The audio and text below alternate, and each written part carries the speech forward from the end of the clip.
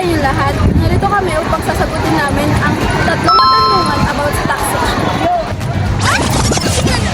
Guys, ano ba yan? Taxpayer pa rin tayo. Di ba estudyante pa lang tayo? Hindi tayo tulad ng iba na may ibang trabaho na. Hoy, ano ka ba? Taxpayer din kayo tayo. Alam niyo ba? Taxpayer sa din ng mga estudyante katulad ko.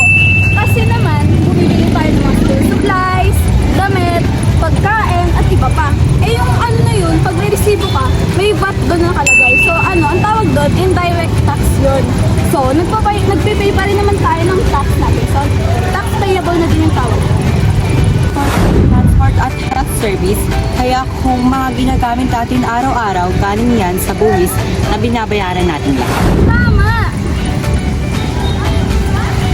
What you can say about our current taxation system? Sa totoo lang, hindi maganda ang taxation system natin ngayon. Maraming products ang madalas ang tax rates, pati basic necessities mabigat na.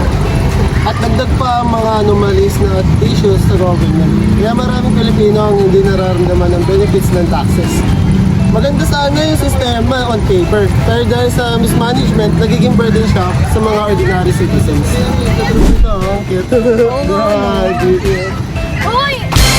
Oh, baka po tayo dito mag-interview. Tungkol saan po?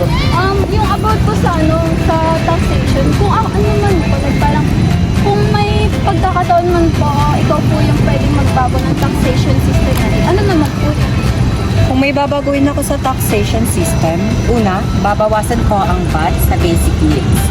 Bigas, pagkain, school supplies para hindi masyadong mabigat sa may hirap at estudyante. Pangalawa, mas dapat i-focus ang tax collection sa mayayaman at big corporations. Para fair ang system at hindi ordinary people lang ang laging naaapektuhan. Oo naman. Para sa akin, transparency kailangan may malinaw na sistema kung saan makikita ng tao kung saan napupunta ang tax nila. Kasi dahil nga sa mga anomalya, di ba? Kapag may transparency, mas may tiwala ang tao sa gobyerno.